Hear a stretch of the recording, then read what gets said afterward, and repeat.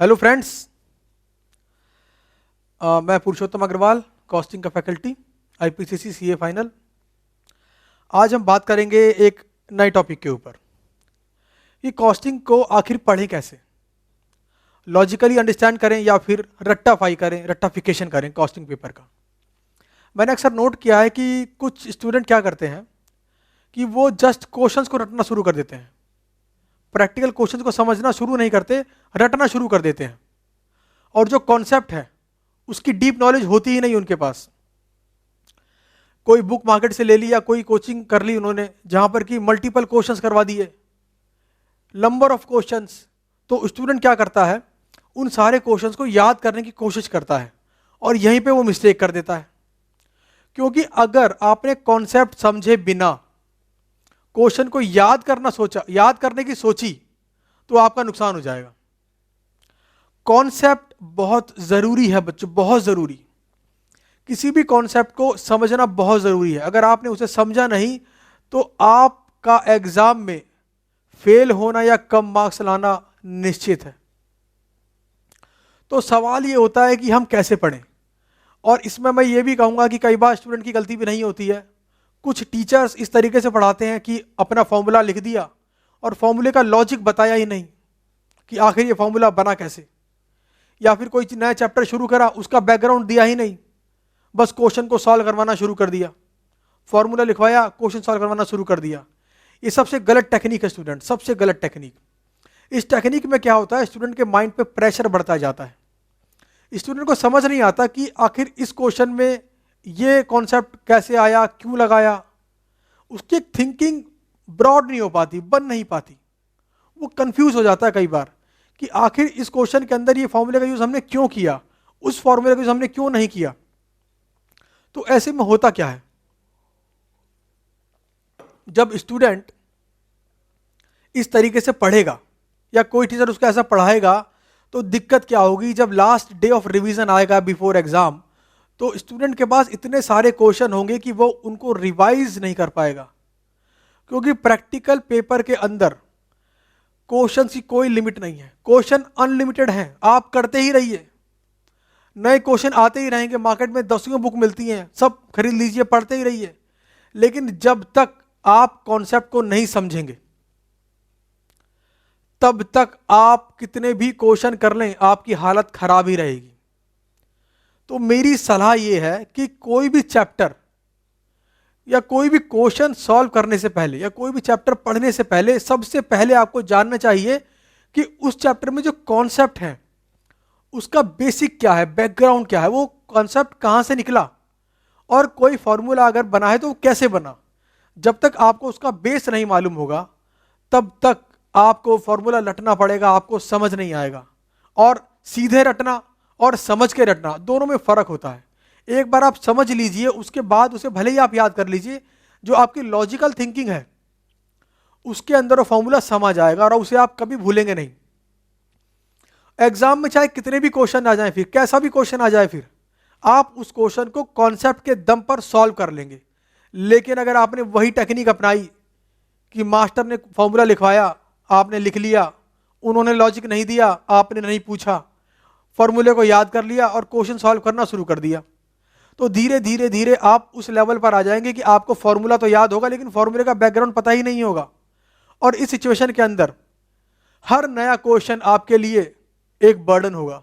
आपको याद करना पड़ेगा, क्वेश्चन का सॉल्यूशन आपको याद करना पड़ेगा। और ऐसा करने पर कॉस्टिंग का पेपर बहुत हार्ड हो जाता है, क्योंकि जो हमारा इंस्टीट्यूट है हर बार क्वेश्चन नए नए डिजाइन करता है खुद से। कई बार ऐसा देखा है कि नए नए क्वेश्चन एग्जाम में पूछे जाते हैं। अब वो क्वेश्चन एग्जाम में आते हैं जो इंस्टीट्यूट खुद डिजाइन करता है। अब ऐसे क्वेश्चन को आप पहले से कैसे याद रख सकते हैं, उसमें आपको काम आएगी सिर्फ और सिर्फ कॉन्सेप्ट की अंडरस्टैंडिंग। अगर कॉन्सेप्ट को आपने ठीक से अंडरस्टैंड नहीं किया तो कॉस्टिंग का पेपर आपके लिए बहुत मुश्किल होने वाला है।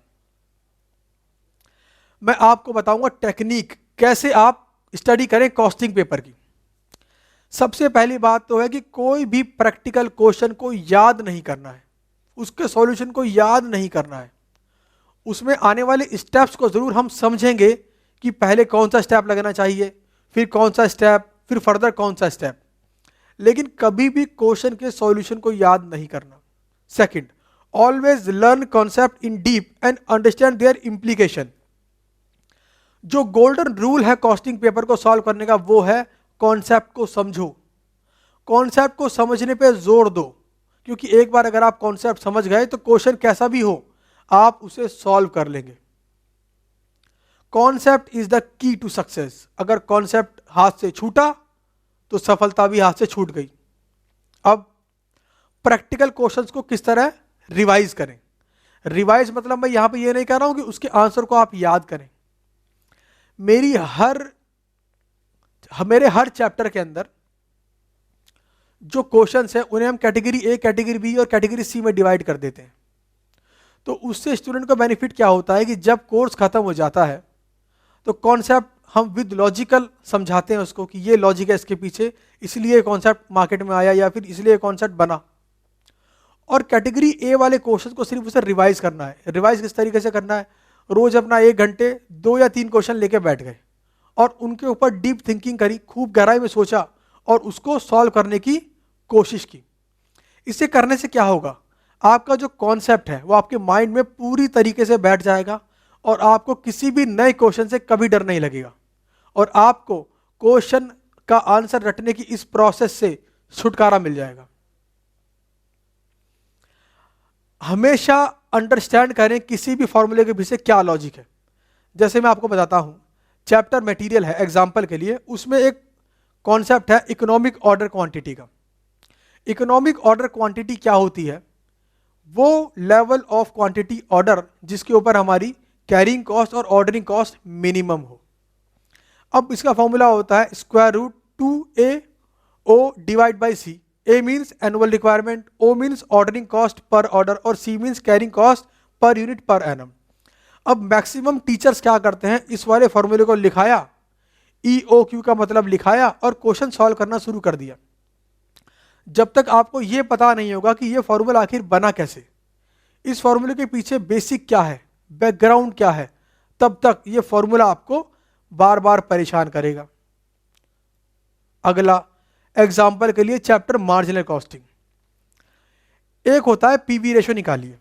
तो पीवी रेशो निकालने के लिए आता है कि when sales and profit are given for 2 period. जब दो अलग अलग सालों के आपको सेल भी गिवन हो, प्रॉफिट भी गिवन हो, तो पीवी रेशो कैसे निकालते हैं। फॉर्मूला क्या होता है, difference in profit divide by difference in sales. अब फिर से अगर इस फॉर्मूले को आप रट लेंगे तो आपको कंफ्यूजन हो जाएगी एग्जाम के अंदर कि फॉर्मूला आखिर बना कैसे। और एग्जामिनर ने अगर हल्का सा भी क्वेश्चन चेंज कर दिया तो आप उस क्वेश्चन को सॉल्व नहीं कर पाएंगे।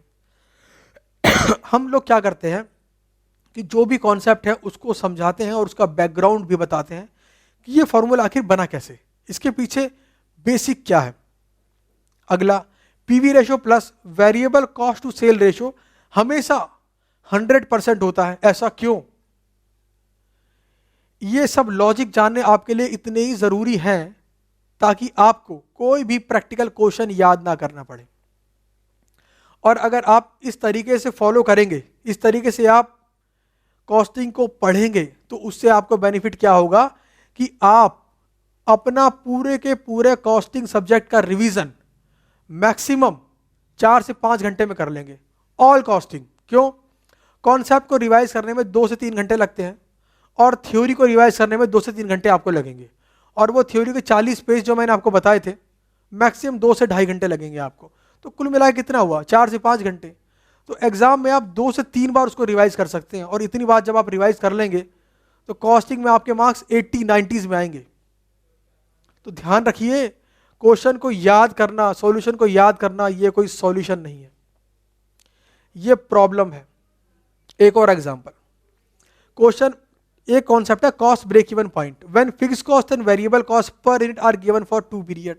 अब इसका फिर एक फॉर्मूला है, difference in fixed cost divide by difference in variable cost per unit. आप फिर से वो गलती मत करिए कि फॉर्मूले को सिर्फ लिखा और याद कर लिया। और मैं आपको सलाह देता हूं कि ऐसी जगह से क्लास भी मत करिए जहां पर आपको इस फॉर्मूले का बैकग्राउंड ना बताया जाए। अगर आपने ये गलती करी तो आपके लिए ये अच्छा नहीं है। और मैं नहीं चाहता कि कोई भी सीए स्टूडेंट आईपीसीसी में फेल हो कॉस्टिंग के चक्कर में, गलत होगा। तो ये था पूरा प्रोसेस। मैक्सिमम 5 घंटे में आप कॉस्टिंग के सारे कॉन्सेप्ट और थ्योरी को रिवाइज कर सकते हैं, प्रोवाइडेड कि आपको हर फॉर्मूले का लॉजिक और उसका बैकग्राउंड मालूम हो। मैंने यहाँ पर अपनी फेसबुक आईडी आपको दे रखी है, मैं तरह तरह की यूजफुल वीडियोस उसमें अपलोड करता हूँ, और ये मेरा फेसबुक आईडी है। इस पे आप रिक्वेस्ट भेज सकते हैं, फ्रेंड रिक्वेस्ट, मैं उसको एक्सेप्ट कर लूँगा। और उसके बाद कोई भी प्रॉब्लम या कोई भी समस्या है, या आप जानना चाहते हैं कि इन फॉर्मूले के पीछे लॉजिक क्या है, तो आप मुझे इसके ऊपर भेज सकते हैं। Thank you.